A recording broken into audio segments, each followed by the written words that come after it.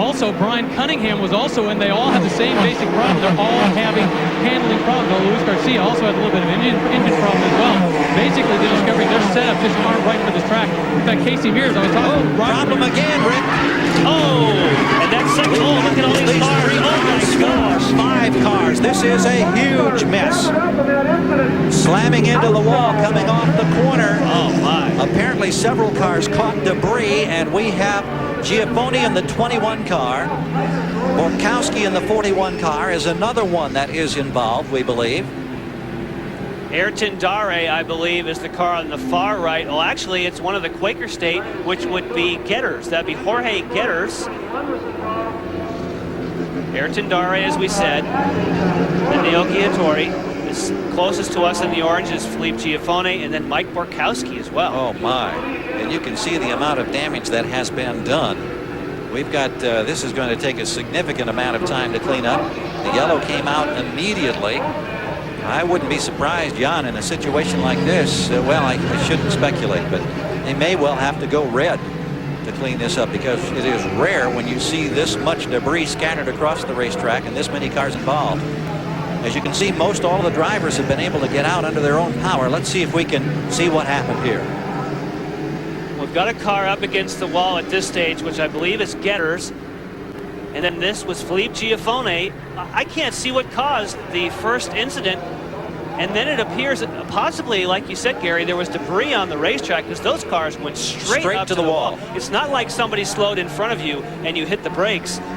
It just looked as though the first car lost it on his own, but maybe something fell off his car. Or if somebody oiled down, if somebody caught an oil line or something. Yeah, you see these cars are just losing control on their own. Shigeaki Hattori. And then you see another car in the background. Yes, you can see that would be Dare. The back of the cars are all just stepping out.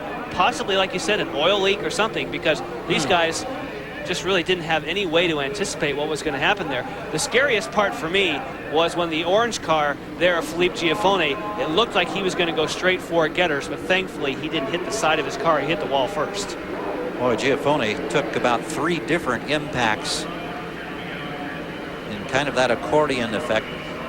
We understand that all drivers, with the exception of Ayrton Dare, are out of the car. There is Hattori, who represents the Cool team as a single car entry this year. They have doubled up now in the championship division for karts, and so last year where they had 3 Indy Lights cars, just 1 this year, but he appears to be okay. Now, Gary, we were just talking about the safety of these cars, and that's the best testament you can ever have about the safety. They're doing 175 miles an hour at 3.2 Gs in that corner, and for all these guys to walk away is phenomenal. I believe that was the entrance to the road course, so he should be able to get out of harm's way. Hopefully we will not have a caution period towards the end, but we only have a little over. We should get the white flag, I believe. That's right, Gary. It is in Gordon Ensing's hands. So Shigeaki Hattori is now closing in his first year with Indy Regency Racing. He has his Japanese engineer. He says communication has become so much easier. And right now, he is 1.5 miles away from his first Indy Lights win. And what a great way to open a brand new season.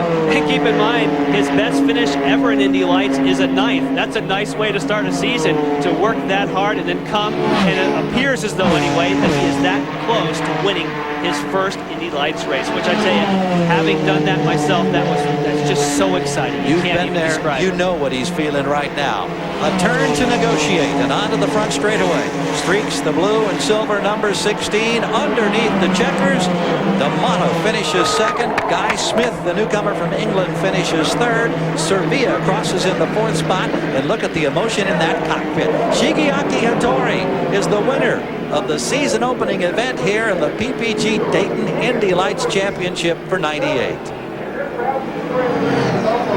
Everybody's slowing now as they come onto the backstretch, and some of the drivers pull alongside to offer congratulations. Shigeaki Hattori, who had a 4th place finish on the streets of Toronto 2 years ago, ends up with his first victory. He's with Rick DeBrule. Shigeaki Hattori here in Victory Circle getting congratulated by Cristiano D'Amata. Now I got to tell you, this guy, one ecstatic driver. It took him a few moments. When he first pulled into victory circle, he had his hands together, holding them together, looking down. You are one happy driver. Yeah, I'm very, very happy. And this race is very tough. And car beginning is okay, but just really loose and very, very. The engine temperature was starting to go up, correct? Engine temperature during the session, engine temperature too high, and I'm very.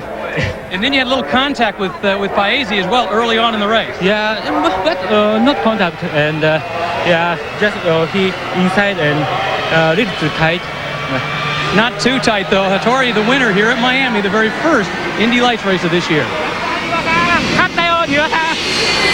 Very happy driver indeed as we check out the final results. And boy, that incident that he had with Paese was a critical one. He was able to continue as we check out the top finishers. The Irishman Higgins leading our second wave here as we look down through positions. Number 12, Andy Boss, Didier Andre. And now we'll get down into some of the drivers involved in that multi-car incident. Continuing to check out results. And we'll hear from our second place finisher, Cristiano D'Amata.